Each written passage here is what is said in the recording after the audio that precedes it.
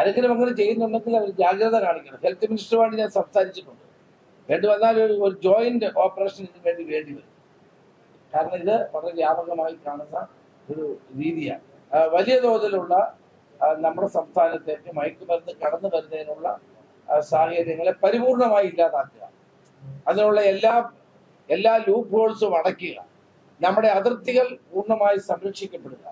ഇപ്പൊ ബസ്സില്, ട്രെയിനില്, വിമാനത്തില്, ബോട്ടുകളില് ഒക്കെ വരുന്ന എല്ലാ സാധ്യതകളെയും അടച്ചുകൊണ്ട് കേരളം പരിപൂർണമായും ഒരു ഡ്രഗ് ഫ്രീ സ്റ്റേറ്റ് ആക്കി മാറ്റാനുള്ള നടപടിയുമായിട്ടാണ് ഓപ്പറേഷൻ തുഫാൻ അടുത്ത ഘട്ടം മുന്നോട്ട് പോകുന്നത്. ഓപ്പറേഷൻ തുഫാൻ അവരുടെ സംസ്ഥാനങ്ങളിലും വൻതോതിലുള്ള ചലനങ്ങൾ ഉണ്ടാക്കിയിട്ടുണ്ട്. ആ കാര്യത്തിൽ അവർ കേരള ഗവൺമെന്റിനെ പ്രത്യേകം അഭിനന്ദിക്കുകയുണ്ടായി. എല്ലാവരും സംസാരിച്ച പിന്നെ ഓപ്പറേഷൻ തുഫാന്റെ ഭാഗമായി നമ്മള് സദേൺ ഇന്ത്യയിലെ DGP-മാരുടെ യോഗമാണ് വിളിച്ചുകൂട്ടിയത്. Tamil Nadu DGP, Pondicherry DGP, Karnataka ADGP, Telangana, ആന്ധ്രാപ്രദേശിൽ നിന്ന് അവരുടെ നർക്കോട്ടിക് ബ്യൂറോ കൈകാര്യം ചെയ്യുന്ന IG-മാർ എന്നിവരാണ്. അതോടൊപ്പം തന്നെ central agencies, customs, RPF, revenue intelligence, national narcotic control bureau, IB എന്നീ ഉദ്യോഗസ്ഥന്മാർ യോഗത്തിൽ പങ്കെടുത്തു. കേരള DGP രമണ ചന്ദ്രശേഖർ, അതോടൊപ്പം തന്നെ അഡ്വൈസർ ശ്രീ ഹേമചന്ദ്രൻ, മറ്റ് ADGP-മാർ തുടങ്ങിയവരാണ് യോഗത്തിൽ പങ്കെടുത്തത്. നമ്മൾ ഈ യോഗത്തിന്റെ പ്രധാനപ്പെട്ട ലക്ഷ്യം ഓപ്പറേഷൻ തുഫാന്റെ നർക്കോ ഹണ്ട് പൂർണ്ണമായി വിജയിപ്പിക്കാൻ ആവശ്യമായ ഒരു കോർഡിനേഷന് വേണ്ടിയിട്ടാണ്. നമ്മുടെ ദക്ഷിണേന്ത്യൻ സംസ്ഥാനങ്ങളിലെ പോലീസിന്റെ സഹായം, ഇന്റലിജൻസിന്റെ സഹായം നമുക്ക് ഇതിന് ആവശ്യമാണ്. അതുകൊണ്ടാണ് ദക്ഷിണേന്ത്യയിലെ DGP-മാരുടെയും പ്രധാനപ്പെട്ട ഉദ്യോഗസ്ഥന്മാരുടെയും മീറ്റിംഗ് വളരെ ഫലപ്രദമായ മീറ്റിംഗ് ആയിരുന്നു. രാവിലെ 11 മണിക്ക് ആരംഭിച്ചിട്ട് ഇപ്പോഴാണ് ഈ മീറ്റിംഗ് കഴിഞ്ഞത്. പ്രധാനമായി ഇതിലെടുത്ത തീരുമാനം അവരെല്ലാവരും ഒരു കാര്യം സംബന്ധിച്ചു, ഓപ്പറേഷൻ തുഫാൻ അവരുടെ സംസ്ഥാനങ്ങളിലും വൻതോതിലുള്ള ചലനങ്ങൾ ഉണ്ടാക്കിയിട്ടുണ്ട്. ആ കാര്യത്തിൽ അവർ കേരള ഗവൺമെന്റിനെ പ്രത്യേകം അഭിനന്ദിക്കുകയുണ്ടായി. എല്ലാവരും സംസാരിച്ച എല്ലാ DGP-മാരും ADGP-മാരും കേരള ഗവൺമെന്റിനെ പ്രത്യേകമായി അഭിനന്ദിക്കുകയുണ്ടായി. നമ്മുടെ സംസ്ഥാനത്തിന്റെ ഭാവിയെ കരുതി, യുവത്വം തകർന്നു പോകാതിരിക്കാൻ വേണ്ടി, യുവാക്കളെ രക്ഷിക്കാൻ വേണ്ടി നമ്മളെടുത്ത ഈ പ്രവർത്തനത്തെ എല്ലാവരും പ്രശംസിക്കുകയുണ്ടായി. അപ്പൊ ഇതൊരു സ്ഥിരം സംവിധാനമായി ഒരു കോർഡിനേറ്റേഴ്സിന് ഒരു SP ലെവൽ, SP-യുടെ മുകളിലുള്ള ഏതെങ്കിലും ഉദ്യോഗസ്ഥരെ അവര് ഓരോ സംസ്ഥാനങ്ങളിലെയും നോഡൽ ഓഫീസറായിട്ട് നിയമിക്കും. പീരിയോഡിക്കലായിട്ട് ഇന്റലിജൻസ് റിപ്പോർട്ടുകളും അതോടൊപ്പം തന്നെ മറ്റ് കാര്യങ്ങളും അവർ ഈ കോർഡിനേറ്റേഴ്സ് പരസ്പരം ചർച്ച ചെയ്യും. ഈ യോഗം ഇടയ്ക്കിടയ്ക്ക് നമ്മൾ വിളിച്ചുകൂട്ടും. അങ്ങനെ ഒരു ക്ലോസ് കോർഡിനേഷനിൽ ദക്ഷിണേന്ത്യയിലെ 5 സംസ്ഥാനങ്ങളിലെ പോലീസ് സംയുക്തമായി, പോലീസും അത് സെൻട്രൽ ഏജൻസീസും ഈ നർക്കോട്ടിക് എന്ന ഈ ഡർട്ടി ബിസിനസ് ഇല്ലാതാക്കാൻ വേണ്ടിയിട്ടുള്ള പ്രവർത്തനങ്ങളുമായിട്ട് മുന്നോട്ട് പോകും. അതാണ് ഇന്നത്തെ ഏറ്റവും പ്രധാനപ്പെട്ട തീരുമാനം. അതുപോലെ തന്നെ ഓരോ സംസ്ഥാനത്തും അവർ ചെയ്യുന്ന കാര്യങ്ങൾ വിശദീകരിച്ചു. നമ്മളിനി അതേ മോഡലിൽ നമ്മൾ ചെയ്യേണ്ട കാര്യങ്ങൾ എന്താണെന്ന് നമ്മളിവിടെ ആലോചിച്ച് കുറെ നല്ല കാര്യങ്ങൾ അതാത് സംസ്ഥാനങ്ങളിൽ ചെയ്യുന്നുണ്ട്. അപ്പോൾ ഒരു ക്ലോസ് കോർഡിനേഷനിലൂടെ കേരളം ഈ ഓപ്പറേഷൻ തുഫാനെ വിജയിപ്പിക്കാനാണ് തീരുമാനിച്ചിട്ടുള്ളത്. അതിന് എല്ലാ സഹായവും ഈ 5 സംസ്ഥാനങ്ങളിലെ പോലീസ് മേധാവികൾ നൽകാമെന്ന് സമ്മതിച്ചിട്ടുണ്ട്. അതുപോലെ തന്നെ കർണാടക ഹോം മിനിസ്റ്റർ ശ്രീ പ്രിയങ്ക് ഖാർഗെ 15-ാം തീയതി ഇവിടെ വരാമെന്ന് ഇപ്പോൾ അദ്ദേഹം എന്നോട് ഫോണിൽ സംസാരിച്ചിട്ടുണ്ട്. ഈ അദ്ദേഹത്തിന്റെ സാന്നിധ്യം അന്ന് 15-ാം തീയതി ഉണ്ടാവും. അന്ന് കർണാടകത്തിൽ ചെയ്യേണ്ട കാര്യങ്ങളെ പറ്റി അന്ന് കൂടുതൽ കാര്യങ്ങൾ ചർച്ച ചെയ്യാമെന്ന് അദ്ദേഹം സമ്മതിച്ചിട്ടുണ്ട്. ഞാൻ തമിഴ്നാട്, പോണ്ടിച്ചേരി, ആന്ധ്ര തുടങ്ങിയിട്ടുള്ള തെലങ്കാന എന്നീ മുഖ്യമന്ത്രിമാരുമായിട്ട് ഈ ദിവസങ്ങളിൽ അവരെ നേരിട്ട് കണ്ട് അവരുടെ സഹായം അഭ്യർത്ഥിക്കുന്നതാണ്. അങ്ങനെ വളരെ ഫലപ്രദമായ യോഗമായിരുന്നു ഇന്നത്തേത്. ഇനിയും അടുത്ത ഇതിപ്പോ ഓപ്പറേഷൻ തുഫാൻ ജനങ്ങളെ പിന്തുണയോടെ സഹകരണത്തോടെ മുന്നോട്ട് പോവുകയാണ്.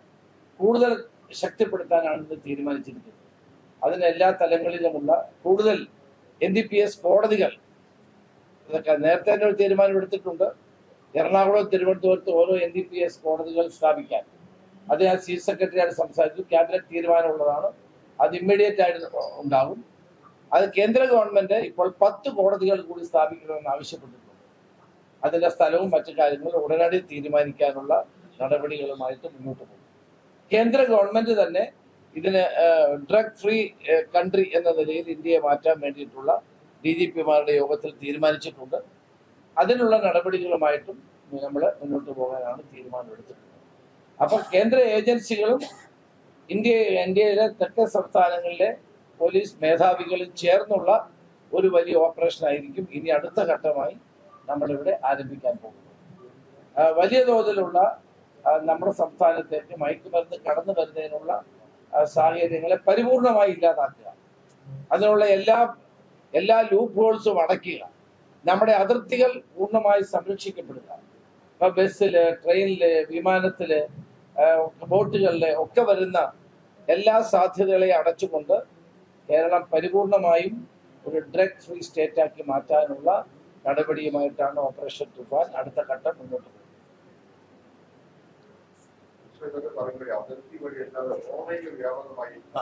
അത് പറയാം. ഓൺലൈൻ മാത്രമല്ല, നമ്മുടെ കൊറിയർ ഓൺലൈനിലും കൊറിയറിലും അത് ഇന്ന് വളരെ വിശദമായി ചർച്ച ചെയ്തു.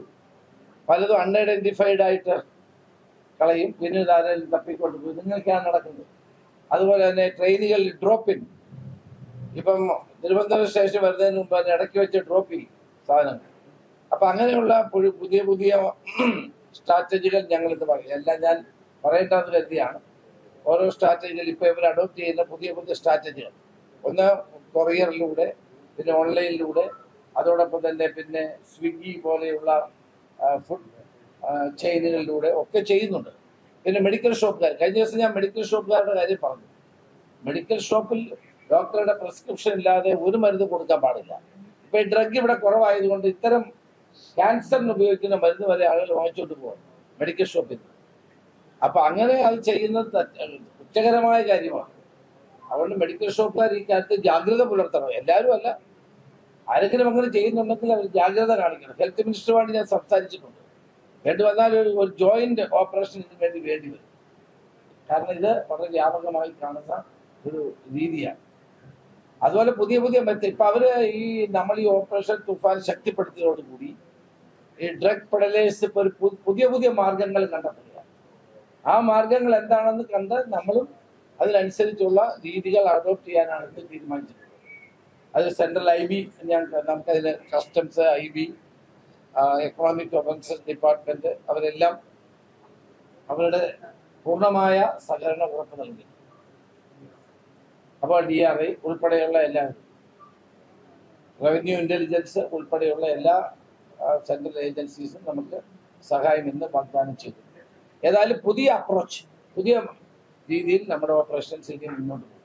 അതിന് തെക്കേന്ത്യ സംസ്ഥാനങ്ങളിലെ എല്ലാ പോലീസ് മേധാവികളും അവരുടെ സഹകരണം ഉറപ്പ് നൽകിയിട്ടുണ്ട്.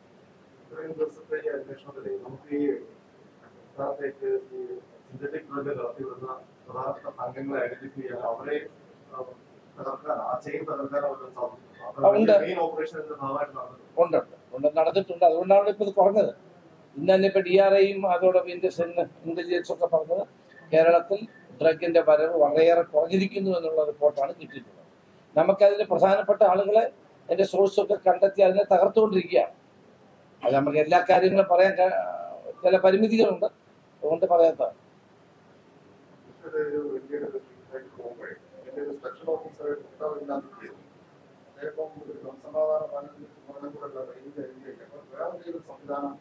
ഇല്ല, അദ്ദേഹം തന്നെയാണ് ചെയ്യുന്നത്. വളരെ എഫക്റ്റീവായിട്ട് അദ്ദേഹം ചെയ്യുന്നുണ്ട്. നോർത്തേൺ റേഞ്ചിന്റെ ചാർജ് കൊടുത്തിട്ടുണ്ടെങ്കിൽ പോലും വളരെ ഫലപ്രദമായി ഓരോ കാര്യത്തിലും അദ്ദേഹം ഇടപെടൽ നടത്തുന്നുണ്ട്. ഇപ്പോഴും അദ്ദേഹത്തെ തന്നെ ഇരിക്കുന്നതാണ് നമ്മുടെ നല്ലത്. അത് ഞങ്ങളുടെ എൻ്റെ ഒരു എക്സ്പീരിയൻസ് വെച്ചിട്ട് is doing A very good job. അത് നല്ല ജോലിയാണ്.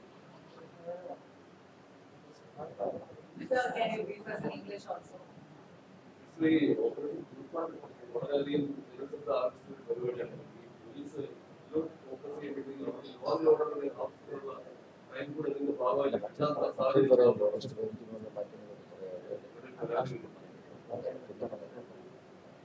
ഇല്ല, അതുണ്ടാവില്ല. കാരണം ഇതിനിപ്പോ പ്രത്യേകിച്ച് 20 പോലീസ് ജില്ലകളിലും ഞാൻ കഴിഞ്ഞ ദിവസം തന്നെ പറഞ്ഞ എല്ലാ സബ് ഡിവിഷനുകളിലും പ്രത്യേക സംവിധാനം ഉണ്ടാക്കുകയാണ്. ഓൾറെഡി ഉണ്ടാക്കിയിട്ടുണ്ട്. അല്ല, ഉണ്ടാക്കിയിട്ട് ഇപ്പൊ തന്നെ ഓൾറെഡി പണ്ട് തൊട്ടേ ഉള്ളതാണ്. DYSP നാർക്കോട്ടിക് സെൽ അദ്ദേഹത്തോടൊപ്പം സിമാരൊക്കെ ഉള്ളതാണ് നേരത്തെ പോലെ. അതാ ഈ ആക്ടിവേറ്റ് ചെയ്തിട്ടില്ലെന്നേ ഉള്ളായിരുന്നു. ഇപ്പൊ നമ്മൾ ഓപ്പറേഷൻ തുഫാൻ വന്ന ശേഷം 20 പോലീസ് ജില്ലകളിലും DYSPയുടെ നേതൃത്വത്തിലുള്ള ഡാൻസ് ഓഫ് വളരെ സജീവമാണ്. താഴോട്ടുള്ള സബ് ഡിവിഷനുകളിൽ സജീവമാണ്. അവർക്കിനി നമ്മൾ പുതിയ വാഹനങ്ങൾ കൊടുക്കുന്നു, പുതിയ മെൻ കൊടുക്കുന്നു, പുതിയ സംവിധാനങ്ങൾ കൊടുക്കാൻ പോകുന്നു. അങ്ങനെ അവയ്ക്ക് പ്രത്യേക വിങ്ങായ ടാസ്ക് ഫോഴ്സ് ആയിട്ട് തന്നെ പോലീസിൽ പ്രവർത്തിക്കും. അപ്പം മറ്റുള്ളവർക്ക് അവരുടെ ജോലി ചെയ്യാം. ഇപ്പം നമ്മൾ എൻറ്റയർലി പോലീസ് സേന കഴിഞ്ഞ 1 മാസമായിട്ട് ഓപ്പറേഷൻ തുഫാൻ വിജയിപ്പിക്കുന്ന കാര്യത്തിൽ വളരെ ആത്മാർത്ഥമായി തന്നെ പ്രവർത്തിക്കുകയാണ്. പക്ഷെ ഇനി എപ്പോഴും അങ്ങനെ ചെയ്യാൻ പറ്റില്ല, കാരണം അവർക്ക് മറ്റു ജോലികളുണ്ട്. അപ്പം അതുകൊണ്ട് പോലീസ് ഒരു ടാസ്ക് ഫോഴ്സ് ഉണ്ടാക്കുകയാണ്. ആ ടാസ്ക് ഫോഴ്സിന്റെ നേതൃത്വത്തിൽ ഇതൊരു പെർമനന്റ് അഫയർ ആയിട്ട് തന്നെ മുന്നോട്ട് പോകും.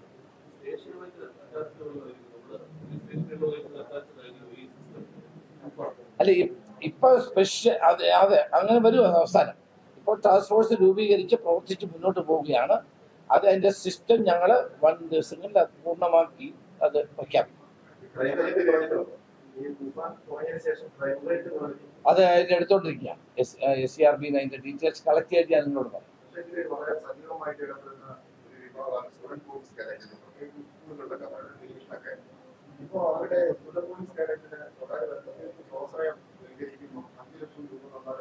അങ്ങനെയൊന്നുമില്ല. അങ്ങനെയല്ല. ഇപ്പം സ്റ്റുഡന്റ് പോലീസ് കേഡറ്റ് വളരെ ആത്മാർത്ഥമായി പ്രവർത്തിക്കുന്ന ഒരു സേനയാണ്, സ്റ്റുഡൻസിന്റെ സേനയാണ്. അപ്പൊ അത് ഭയങ്കര ഡിമാൻഡായി വന്നിരിക്കുകയാണ് എല്ലാ സ്ഥലങ്ങളിലും. അത് നല്ലതാണ്, കാരണം കുട്ടികളെ കൂടുതൽ ഇൻവോൾവ് ചെയ്യിക്കാൻ വേണ്ടിയിട്ടാണ്. അപ്പോൾ അത് ഇപ്പൊ ഗവൺമെന്റ് സ്കൂളുകളിലാണ് നമ്മൾ ചെയ്തുകൊണ്ടിരുന്നത്. അത് കഴിഞ്ഞ് കുറെ എയ്ഡഡ് സ്കൂളുകളിൽ പിന്നെ വന്നു. ഇപ്പം അത് കൂടാതെ അൺഎയ്ഡഡ് സ്കൂളുകളിലേക്ക് വേണമെന്നൊരു അഭിപ്രായം വന്നിട്ടുണ്ട്. അത് കൊടുക്കുകയാണെങ്കിൽ ഗവൺമെന്റിന് ഇതെല്ലാം കൊടുക്കാൻ പണമില്ല. സെൽഫ് ഫൈനാൻസിങ് സ്കൂളുകളാണ്. അവർ സെൽഫ് ഫൈനാൻസ് ചെയ്യുകയാണെങ്കിൽ കൊടുക്കുമെന്നാണ് നമ്മൾ പറയുന്നത്. അല്ലാണ്ട് ഗവൺമെന്റ് ഇപ്പൊ എല്ലാ സെൽഫ് ഫൈനാൻസിങ് സ്കൂളുകളിലും നമുക്ക് നടത്താൻ കഴിയില്ല. ഗവൺമെന്റ് സ്കൂളുകളിലും എയ്ഡഡ് സ്കൂളുകളിലും പരമാവധി നമ്മൾ കൊടുത്തിട്ടുണ്ട്. ഇനി അല്ലാതെ അൺഎയ്ഡഡ് വേണമെന്നുണ്ടെങ്കിൽ അത് അവരുടെ പേര് തന്നെ അൺഎയ്ഡഡ് ആണ്. അതുകൊണ്ട് നമ്മുടെ എയ്ഡ് ഇല്ലാതെ അവർക്ക് ചെയ്യാൻ പറ്റും. That they have to meet the expenses. അത് തെറ്റൊന്നുണ്ടെന്ന് എനിക്ക് തോന്നുന്നു. 5 വരത്തില്ല, 4ഓളം കണ്ടു. അതെന്തറിയോ, യൂണിഫോം, ഫുഡ്, അത്രേ ഉള്ളൂ. വേറെ ഇല്ല. വളരെ ചുരുക്കം. ഇല്ല, വളരെ ചുരുക്കം. വളരെ ഫ്യൂ.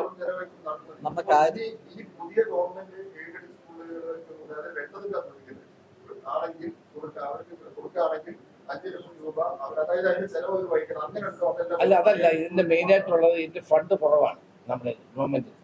അപ്പൊ ഇത് സ്കൂളുകൾ, എല്ലാ സ്കൂളും ആവശ്യപ്പെടുക, ഫണ്ട്സിന്റെ അപര്യാപ്തതയുണ്ട്. അങ്ങനെ വന്നപ്പോഴാണ് അവർ സെൽഫ് ഫൈനാൻസ് ചെയ്യാൻ വേണ്ടി അവർ മുന്നോട്ട് വരികയാണ്. നമ്മളാരും നിർബന്ധിക്കുന്നില്ല. No compulsion. ആർക്കെങ്കിലും വേണം, കാരണം ഗവൺമെന്റ് കയ്യിൽ പണമില്ലാത്തതുകൊണ്ടാണ്. ഇപ്പൊ തന്നെ ധാരാളം സ്കൂളുകൾ വന്നു കഴിഞ്ഞു. അപ്പൊ പോലീസ് മെന്നും കുറവാണ്. അപ്പൊ റിട്ടയർ ചെയ്ത് പോയിട്ടുള്ള ഉദ്യോഗസ്ഥന്മാരിൽ കൊള്ളാവുന്നവരെ SP പരിശോധിച്ച് അവരെ അതിന് ചുമതലപ്പെടും. അതേ ഉള്ളൂ. അല്ലാണ്ട് നമ്മൾ നിർബന്ധിക്കുന്നില്ല പൈസ കൊടുക്കണം.